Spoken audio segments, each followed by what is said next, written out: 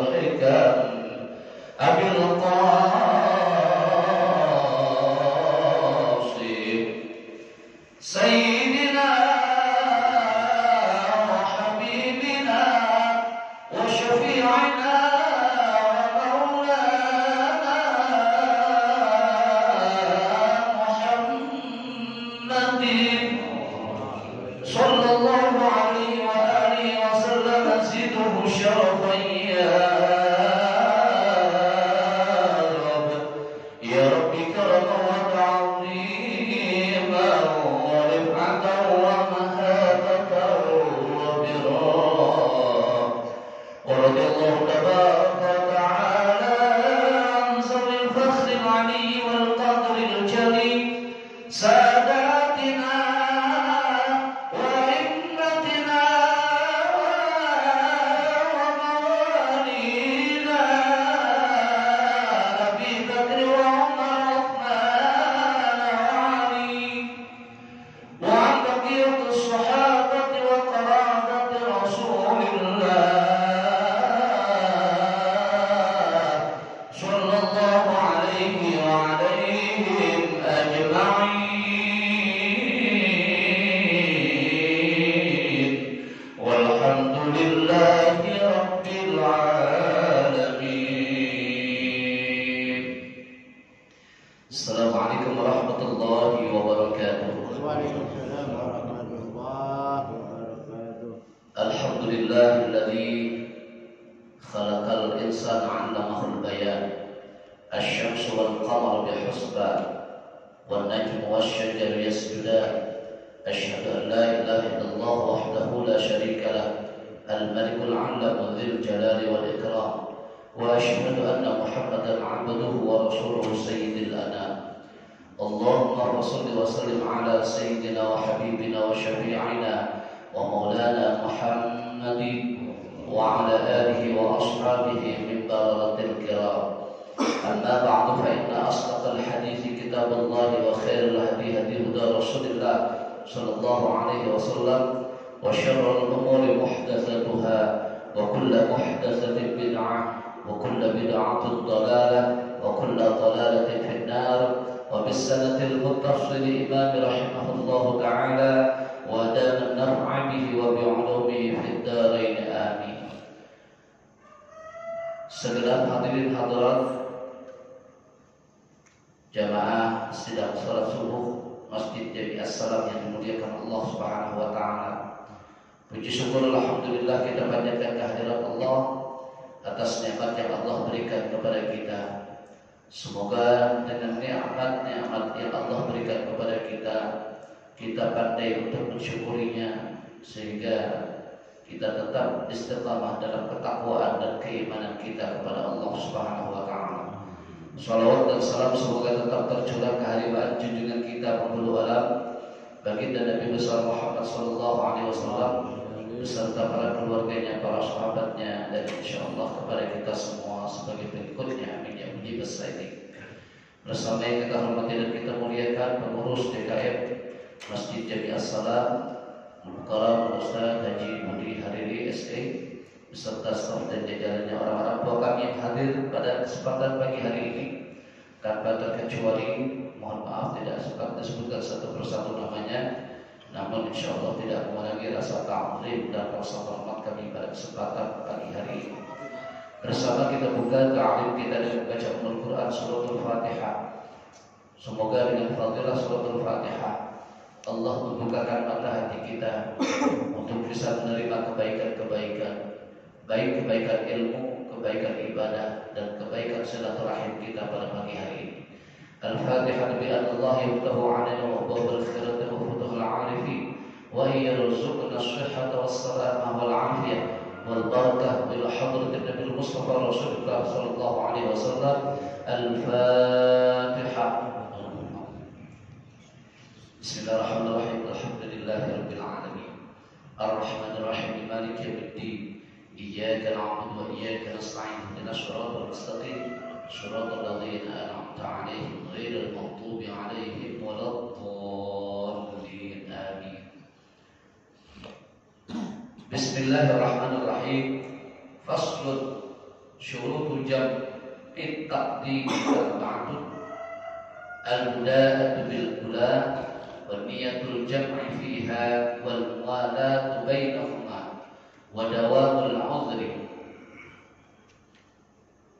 Fasal yang menjelaskan tentang syarat-syarat salat jamak takdim. Ada 4, yaitu yang pertama memulai dengan salat yang pertama. Yang kedua,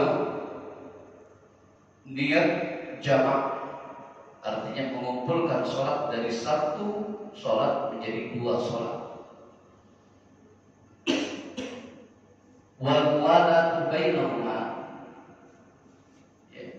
dan berturut-turut antara salat yang satu dengan salat yang lainnya.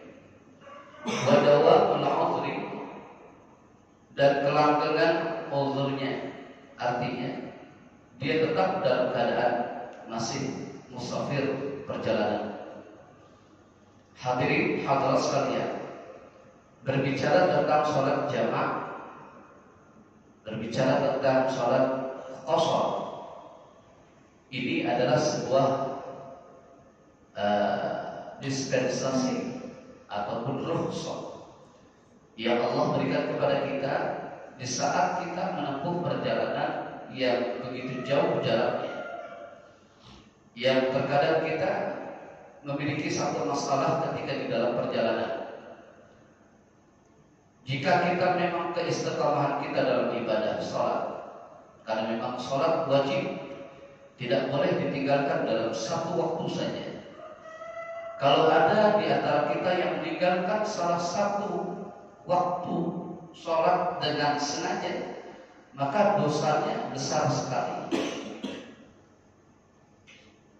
Diumpamakan dulu di zaman Nabi Allah Musa alaihi salatu wassalam, ada seorang perempuan yang menghadap Nabi Allah Musa alaihi salatu wassalam dengan tangisannya. Seraya berkata kepada Nabi Musa, "Ya Musa, tolong doakan saya. Saya ingin berdoakan supaya taubat saya diterima oleh Allah." Lalu Nabi Allah Musa bertanya kepada sang wanita ini, "Memangnya gerangan apa yang kau lakukan sehingga kau ingin bertobat kepada Allah seperti ini? Sehingga kau menangis dalam tangisan dosa, apa yang kau lakukan?" Kata Nabi Allah Musa.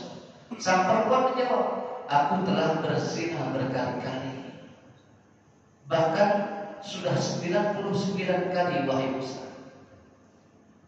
Marah Nabi Allah Musa, merah mukanya, diusirlah perempuan itu. Dalam perjalanannya perempuan ini, karena diusir oleh Nabi Allah Musa, dia menangis terus. Jeritan suara tangisannya terdengar oleh Allah Subhanahu wa ta'ala, sehingga Allah memanggil malaikat Jibril. "Ya Jibril, ada gerangan apa wanita ini menangis seperti ini?" Kata Jibril, ditolak untuk dimintakan doa kepada Nabi Allah Musa supaya dia ingin bertobat kepada Engkau, wahai Allah. "Hai Jibril, kau datang ke Musa, hadirkan dirimu kepada Musa, sampaikan pesanmu kepadanya bahwa ada satu dosa yang lebih besar ketimbang perempuan yang telah berzina ini berkali-kali." "Nada ya Rabbi," kata malaikat Jibril, "apa itu wahai Tuhan?" "Orang yang meninggalkan sholat satu waktu saja dengan sengaja." Alhamdulillah, subhanallah. Jadi kalau kita mendengar cerita itu, kadang-kadang kita berkaca dengan diri kita atau dengan keluarga kita, seakan-akan kita ini sekarang tidak lagi merasa terbebani ketika kita meninggalkan sholat. Jangankan kita melalaikan sholat, meninggalkan sholat aja kelihatannya nggak ada beban dosa kita kepada Allah Subhanahu wa ta'ala. Padahal satu waktu itu lebih kecil, ya, tanpa ada alasan, apalagi dia dengan sengaja meninggalkan sholat satu waktu, itu lebih besar dosanya ketimbang wanita yang suka berzina. Satu perhatian buat kita. Oleh sebab itu dalam keadaan kondisi apapun kita, situasi kondisi di saat kita dalam perjalanan yang mungkin ada kita masalah di jalanan itu, Allah sudah melihat itu semua. Allah sudah memberikan rukhsah keringanan buat kita. Apa kira-kira supaya hamba itu tidak terasa terbebani? Ya, dengan satu caranya adalah sholat jamak dan qasar. Jamak itu menggabung, qasar itu meringkas. Kita boleh jamak saja tanpa mengqasar, atau kita boleh pakai dua-duanya. Kita dengan menjamak lalu kemudian kita qasar. Ya, gitu. Kita menjamak, kita gabungkan dua waktu sholat menjadi satu. Misalnya zuhur dengan asar, maghrib dengan isya. Kalau subuh tidak bisa. Lalu yang diqasar itu yang hanya 4 rakaat, yang 3 dan 2 tidak bisa. Yang mana jelas yang zuhur dengan asar. Ya, yang maghrib dengan isya, kita maghrib tetap mengerjakan yang 3 rakaatnya, tapi isyanya boleh diqasar dengan 2 rakaat. Jadi yang pertama kita bahas tentang masalah apa itu jamak takdim. Syarat-syarat jamak takdim itu ya, yang pertama memulai dengan sholat yang pertama, ya. Yang kedua dengan niat jamak, ya, mengumpulkan sholat itu pada sholat yang pertama. Wal muwalatu bainahuma, dan berturut-turut sholat yang pertama dengan sholat yang kedua.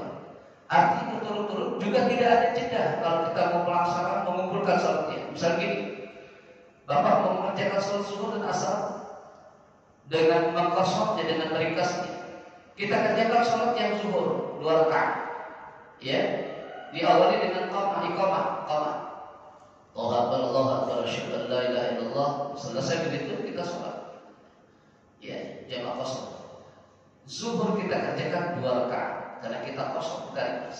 Begitu selesai, assalamualaikum warahmatullahi wabarakatuh, assalamualaikum warahmatullahi wabarakatuh. Tidak ada zikir, langsung tidak ada jeda untuk kita bicara di luar itu. Ya, tidak boleh. Yang ada begitu, assalamualaikum warahmatullahi wabarakatuh, assalamualaikum warahmatullahi wabarakatuh. Yang lain berdiri qomat lagi. Allahu akbar, Allahu akbar, asyhadu an la ilaha illallah, asyhadu anna Muhammadar Rasulullah. Baru salat yang asar 2 rakaat. Setelah itu baru boleh zikir. Adapun proses kita pada saat kita sedang mengerjakan atau sedang dalam perjalanan, kita menggunakan fasilitas jamak dan qasar, kita tidak diperkenankan untuk mengerjakan sunnah qabliyah dan ba'diyah. Ya, kalau lagi jamak qasar jangan qabliyah ba'diyah, nggak boleh. Ya, gitu. Dianggapnya memang kita sedang keadaan dalam menggunakan waktu yang seefisien mungkin. Ya, gitu. Faslun syurutu jam'i ta'khir isnani. Syarat-syarat sholat jamak takhir itu ada 2. Yang pertama an-niyatu takhir, niat untuk mengakhirkan sholat. Waqad baqiya min waqtil ula ma yas'ahu wa dawamul 'udhri ila tamamits tsaniyah. Yang kedua, ya, mengakhirkan sholat sedang benar-benar masih tetap tinggal dari waktu, maksudnya tetap masuk dalam waktu itu, dari sholat yang pertama. Itu ada waktu yang mencukupinya, ya. Wadawam al-'udhri ila tamamits tsaniyah, dan dalam keadaan langgeng uzurnya sampai kepada sempurnanya sholat yang kedua. Artinya dia tetap dalam keadaan musafir sehingga dia selesai mengerjakan sholat yang keduanya. Maksudnya jamak takhir itu, ya, syarat-syaratnya dia mengerjakan sholat yang pertamanya, ya, tapi punya niat untuk mengakhirkan waktu sholat yang awal itu maksudnya. Misal gini, kita mau mengerjakan sholat zuhur dan sholat asar, kita dari sini berangkat misalnya ke Jogja, ya, dari sini sudah kita punya niat nawaitus safar. Ini syaratnya orang yang sedang dalam perjalanan untuk mengerjakan jamak dan qasar. Bapak dari rumah dari Jakarta harus punya niat. Nawaitu safara min Jakarta atau min Pondok Cabe ila Jogja, ya. Atau misalnya dengan bahasa Indonesia, saya niat perjalanan dari Jakarta, dari Pondok Cabe, dari mana saja menuju ke Jogja.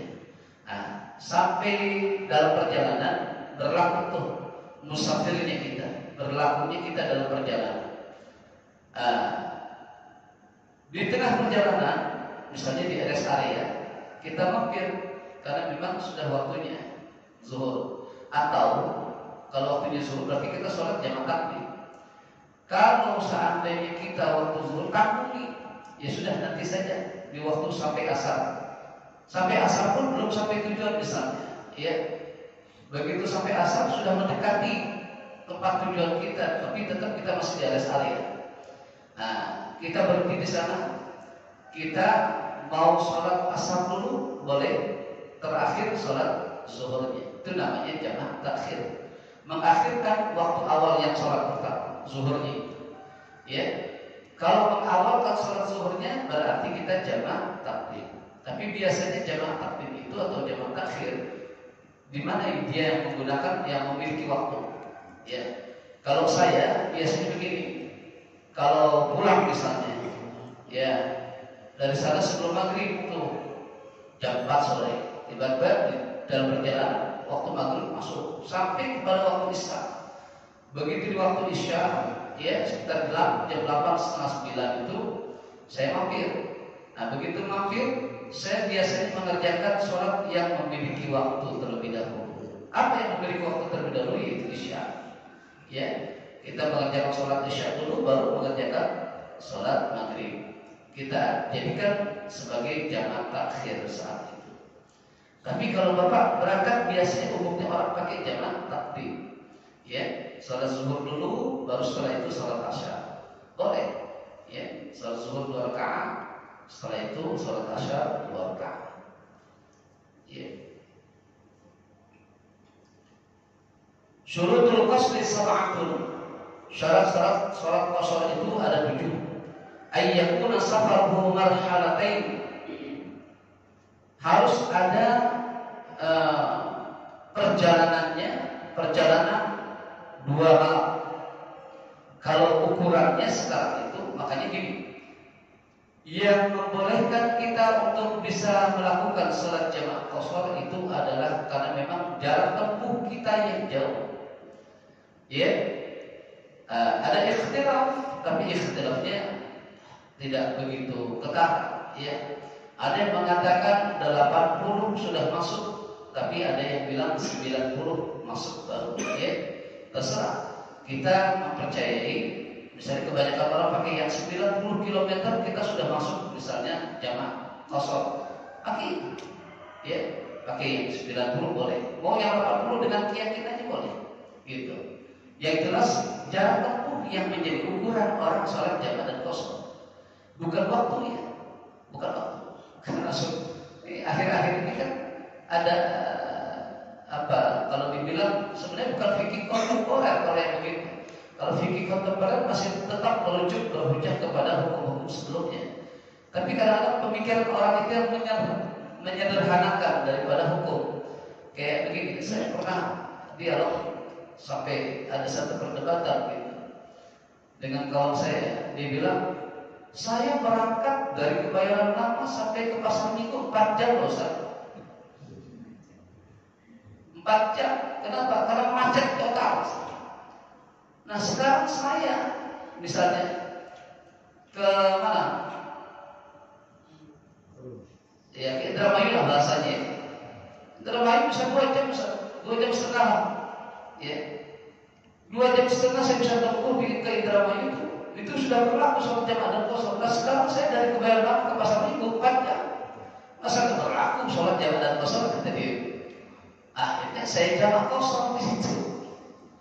Saya bilang, Bu, nggak bisa begitu. Kalau ada ibu mengqadanya, bukan jamaah qasar. Ibu kesulitan dalam perjalanan karena waktu macet itu total, kita mau berhenti bingung. Sekali berhenti stuck, tapi kita bingung juga. Tak begitu kita ke masjid Tuh kendaraan jalan gitu, habis kita diomelin orang, serba salah. Ya, nah, itu misalnya adalah qadha salat. Tapi sebelum qadha ada anjuran salat menghormati waktu di dalam kendaraan 2 rakaat. Kalau salat menghormati waktu itu adalah kita mau menghadap mana saja boleh. Kalau di dalam kendaraan, gitu. Itulah Allah kasih kemudahan itu. Tapi kalau masalah jamak dan qasar nggak bisa hitungannya kepada waktu. Ya, patokan kepada waktu nggak bisa. Patokannya kepada jarak. Jadi kepada jarak. Ya, ayyakuna safaruhu marhalatain. Di sini bahkan dijelaskan dia memiliki waktu perjalanan itu sampai 2 malam. Ya, berarti kan jauh betul. Ya. Sekarang saya dari sini ke Jawa Timur saja Pasuruan. Dari sini jam 4 sampai sana pagi. Enggak sampai 2 malam. Ya. 11 jam ukuran. Cepat, kenapa? Sekarang ada tol panjang masalahnya. Ya. Wa ayyakuna mubahan. Yang kedua, dan harus ada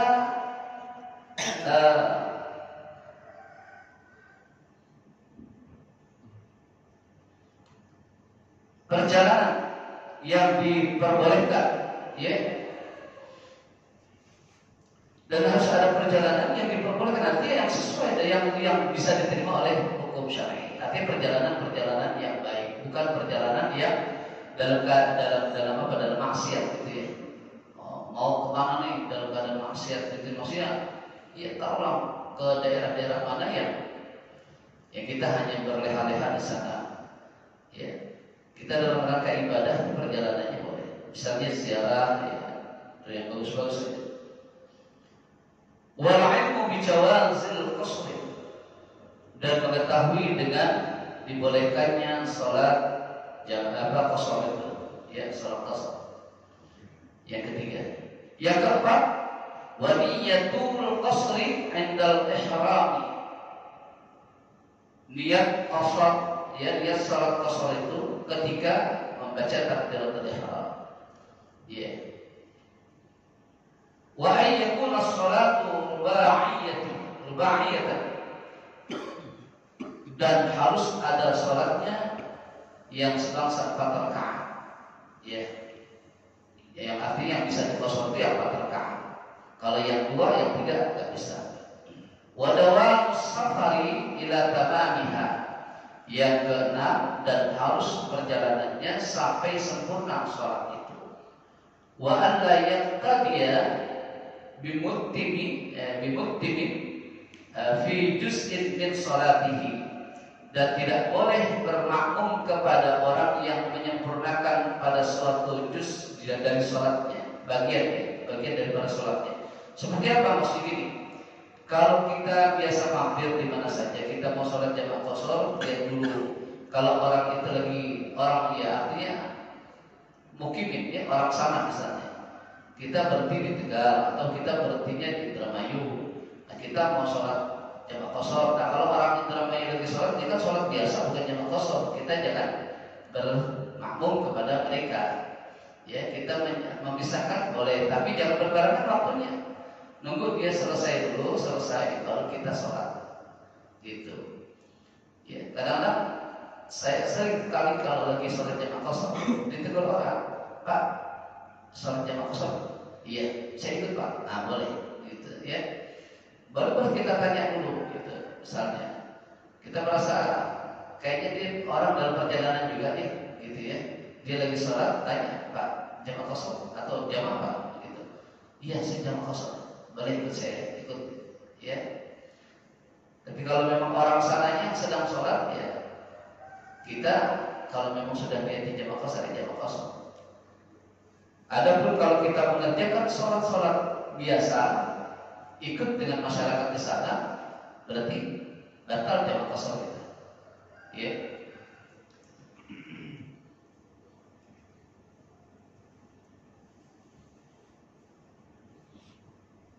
Ya, yang terakhir tadi, yang ketujuh, dan tidak boleh bermakmum kepada orang yang menyempurnakan pada suatu bagian dari sholatnya. Artinya sholat biasa, bukan jamaah qasar maksudnya. Baik, sampai di sini. Barangkali ada yang ditanyakan, silakan.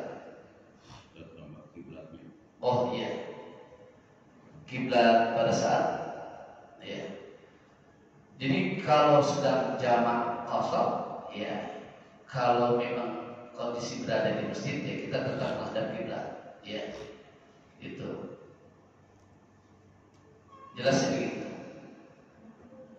Tetap dalam keadaan menghadap kiblat. Kita yang diperbolehkan tidak menghadap kiblat itu ketika kita berada di dalam kendaraan, ya, gitu. Nah, lain halnya kalau di Mekah, ya, Masjidil Haram, mau ngadep mana juga untuk menghadap kiblat, gitu ya.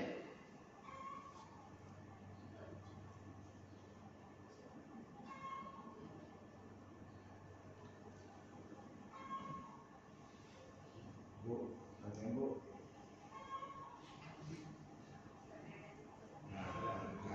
Ya. Assalamualaikum.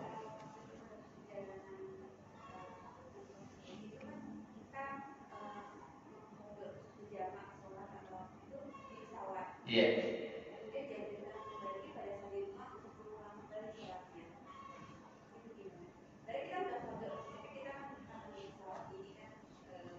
Iya, di pesawat.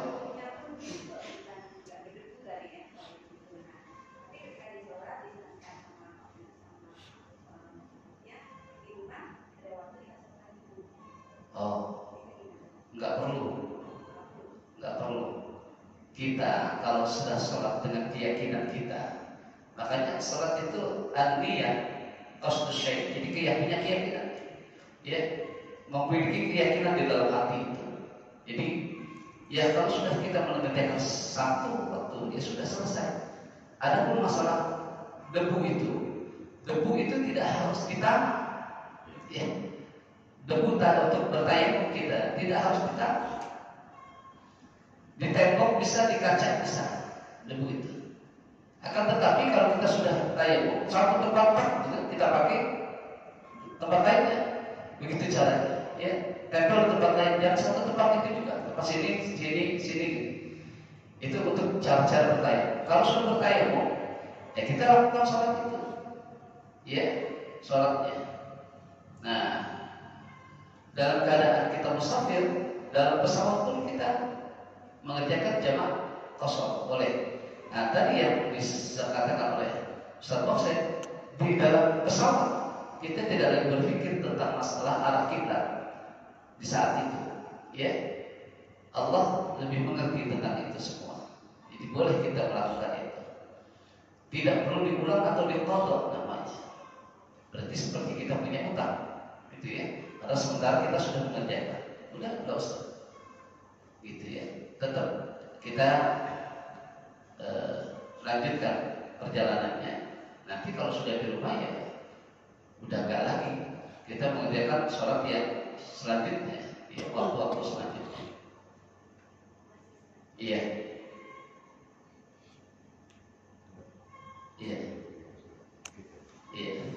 Banyak juga Bapak.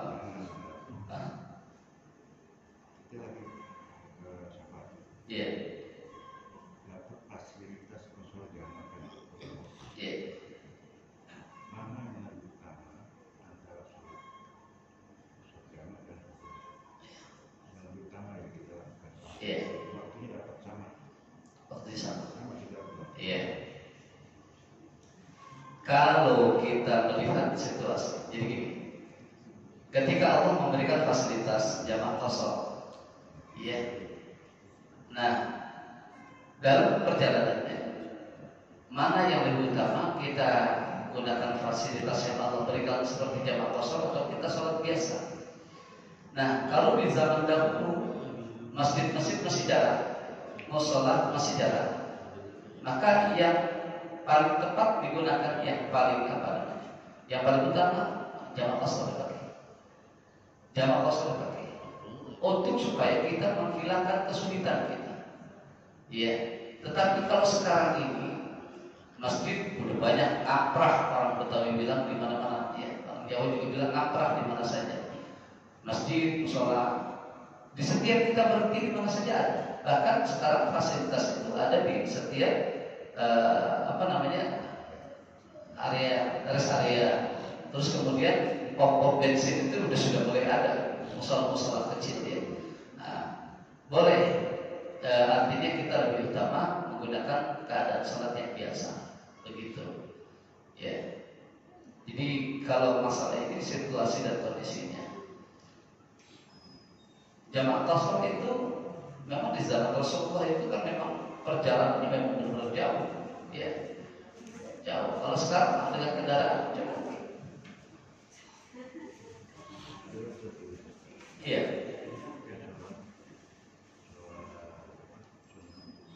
Yang gede dong, suaranya dong. Kemudian Mbak dia.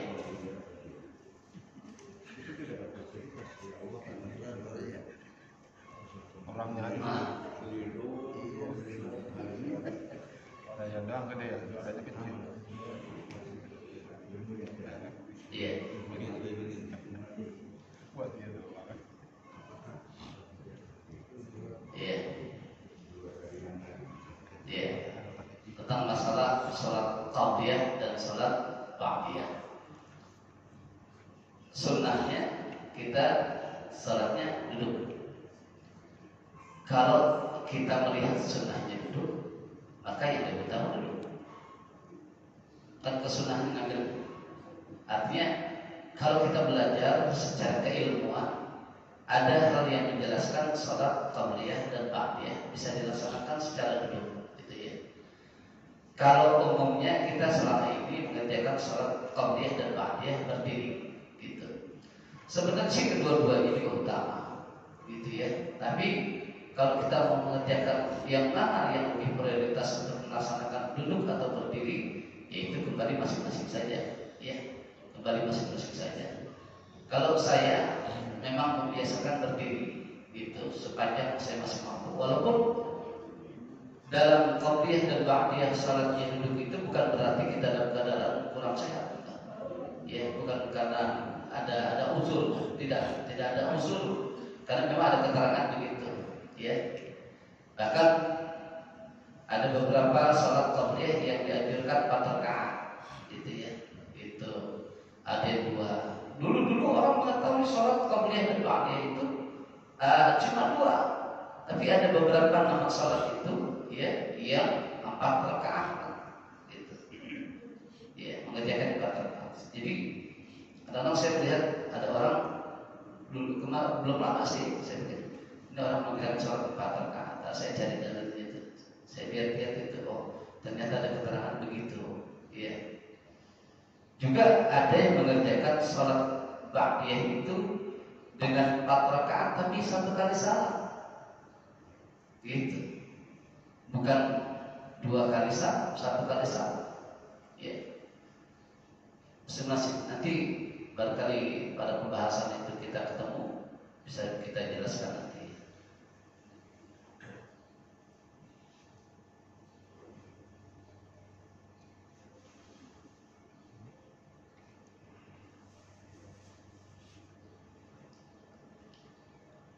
Sekali lagi tentang masalah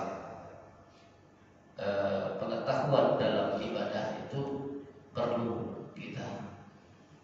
Makanya saya berharap betul kepada para pengisi kajian tetap berorientasi kepada kitab-kitab.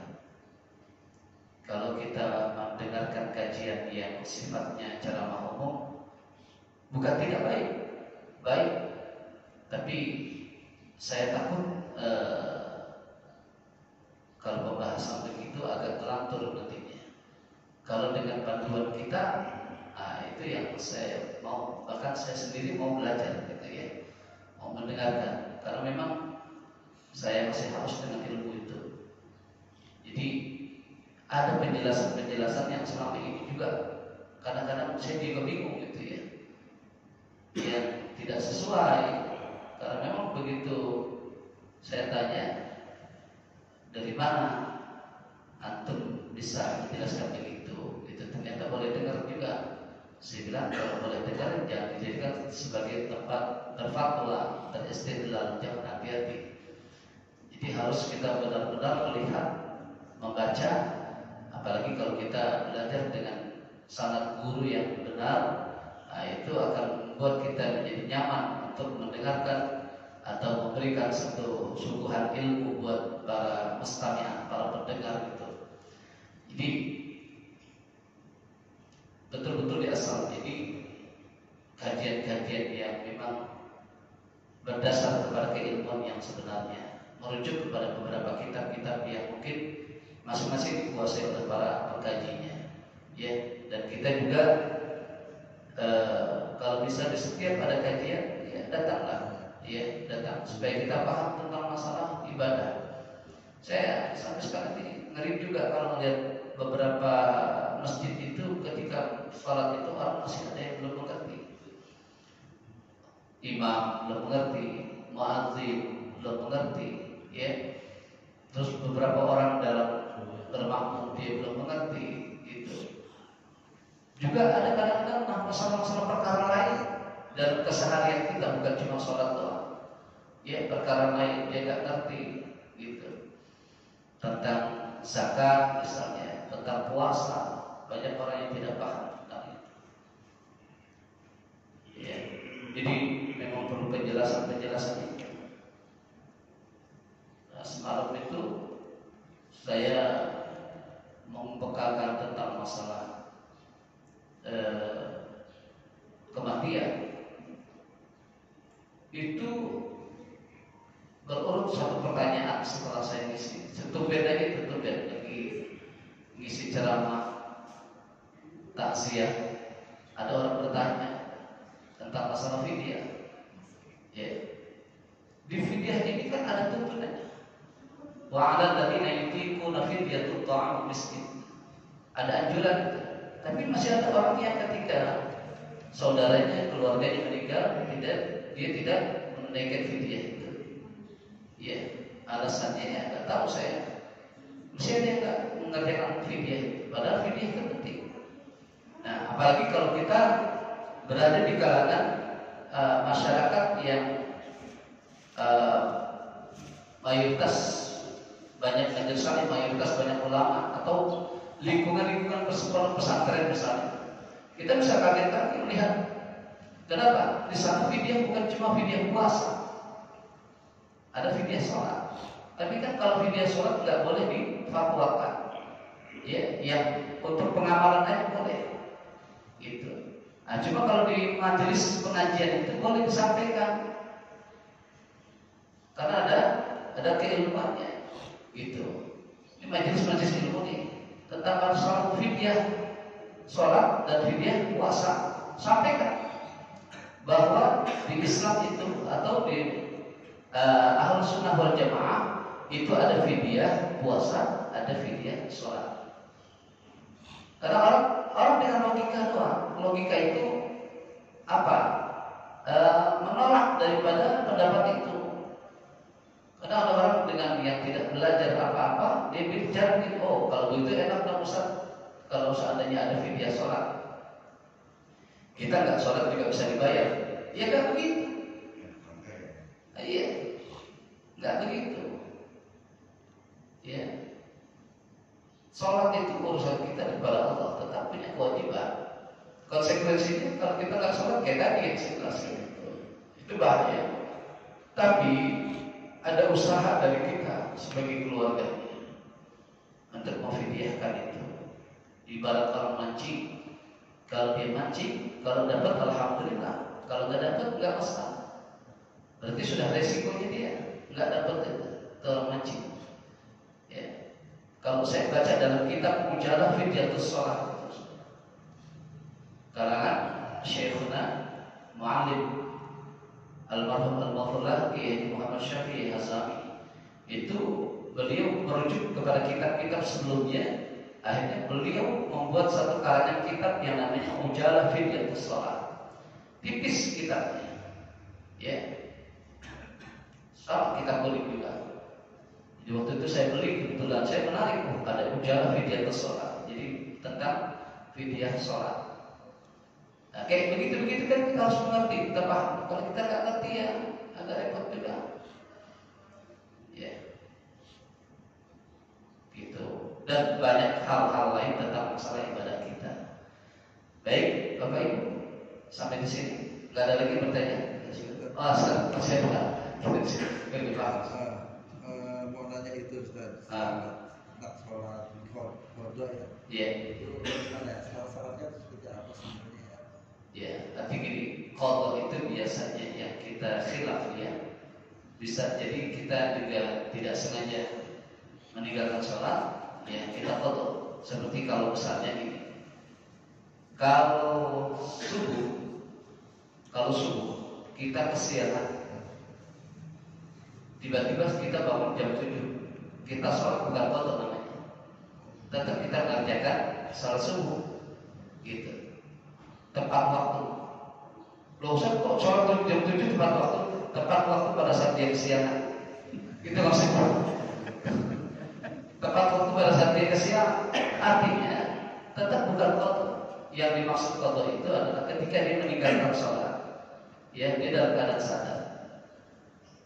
Entah khilaf, entah waktu yang begitu sempit sampai dia meninggalkan sholat, ya, yang tidak memungkinkan dia untuk mengerjakan sholat. Misalnya, saya lagi di mana-mana, baju saya kena najis, saya mau bikin memorak tak mungkin, saya kondisinya di perjalanan, sampai di rumah ternyata waktu sholat sudah habis, itu misalnya, maka dia qadha.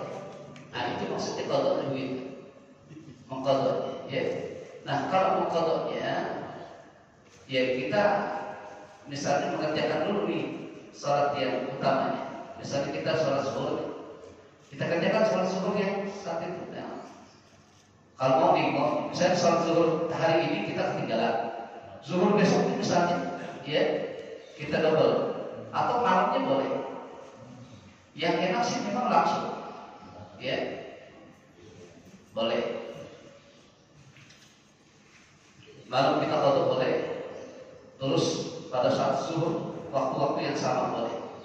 Misalnya di saat habis sholat maghrib kita menghadap sholat maghrib, bekas dulu kita mungkin, ya dulu waktu masih remaja-remaja, tapi sudah balik kita sering meninggalkan sholat, betul. Ya makanya kan bunyinya fidyah itu begitu tuh, ya atau puasa kan begitu. Jadi kalau kita meninggalkan itu ya kita qadha. Cara qadhanya ya ada yang seperti itu, menyesuaikan waktu sholatnya. Ada juga yang di malam hari. Tapi yang jelas qadha itu harus kita laksanakan. Bapak Ibu, kalau seandainya kita pernah meninggalkan sholat, kita betul yakin ada, gitu ya. Sementara kita tidak pernah mengqadhanya, maka nggak boleh mengerjakan sholat sunnah. Ya, sebelum kita mengqadha. Itu penjelasan dari banyak ulama, jelas. Saya pernah mendengar, bahkan saya mengkaji juga dengan beberapa guru tentang masalah qadha. Jadi beratnya itu, ya, sholat-sholat yang wajib, sholat maktubah itu saking wajibnya begitu. Andainya kita qadha, kita harus qadha ya qadha. Kalau kita meninggalkan sholat-sholat wajib itu ternyata kita belum juga mengqadha sholatnya, maka tidak boleh mengerjakan sholat-sholat sunnah. Begitu.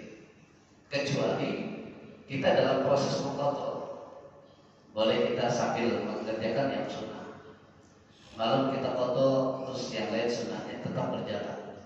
Entah sholat duhanya, sholat tahajudnya, ya, sholat hajatnya, nah itu boleh kerja. Nanti jadi satu pertanyaan, kau punya hutang kepada kata Allah, kau tidak tunaikan.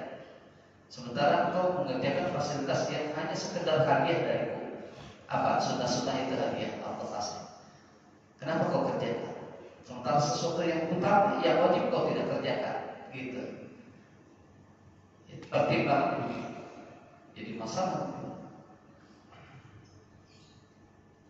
Biasa aja sebenarnya kalau qadha cara-caranya biasa aja.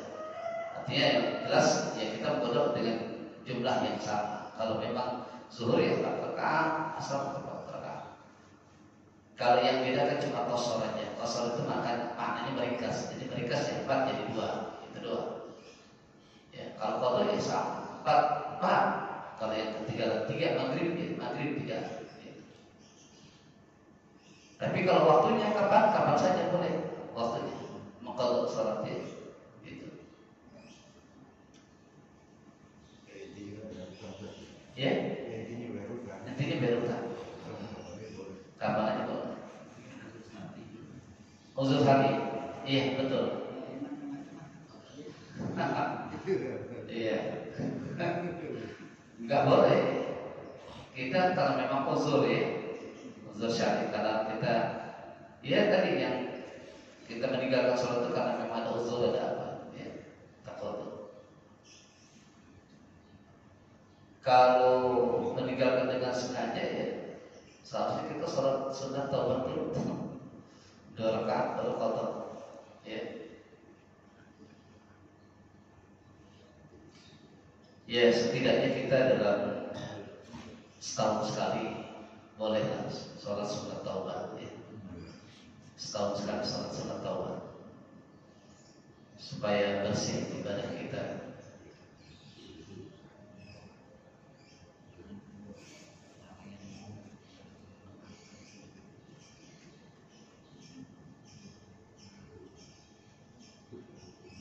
Baik, kita cukup sampai di sini. Yuk sama-sama kita baca doa.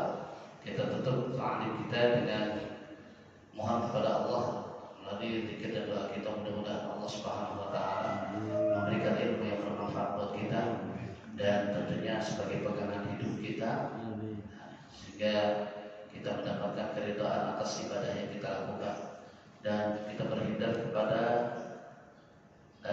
segala kesalahan-kesalahan, dan semoga Allah tunjukkan segala kesalahan itu sehingga kita bisa menghindar dari segala kesalahan. Ya, amin ya rabbal alamin. Fatihah. A'udzubillahi minasyaitonir rajim. Bismillahirrahmanirrahim. Alhamdulillahirabbil alamin. Arrahmanir rahim. Maliki yaumiddin. Iyyaka na'budu wa iyyaka nasta'in. Ihdinas siratal mustaqim. Siratal ladzina an'amta 'alaihim ghairil maghdubi 'alaihim waladdallin. Amin. Astaghfirullahaladzim, astaghfirullahaladzim, astaghfirullahaladzim. Falakal hamdu ya Allah ya Maulana ya Ma'bud. Allahumma zidna 'ilman nafi'an warzuqna fahman wasi'an wa 'amalan mutaqabbalan rizqan katsiran halalan thayyiban. Allahumma inna nas'aluka minal khairi kullihi 'ajilihi wa ajilihi ma 'alimna minhu wa ma lam na'lam, wa na'udzu bika minasy syarri kullihi 'ajilihi wa ajilihi ma 'alimna minhu wa ma lam na'lam. Allahumma inna nas'aluka hifdzal mursalin wa fahman nabiyyin bil hadal malaikatil muqarrabin. اللهم اغفر لنا ذنوبنا ولوالدينا وارحمهم كما ربونا صغارا. ربنا آتنا في الدنيا حسنة وفي الآخرة حسنة وقنا عذاب النار. وصلى الله على سيدنا محمد وعلى آله وصحبه وبارك وسلم. سبحان ربك رب العزة عما يصفون وسلام على المرسلين والحمد لله رب العالمين. Sekian, terima kasih, mohon maaf. Wassalamualaikum warahmatullahi wabarakatuh. Waalaikumsalam.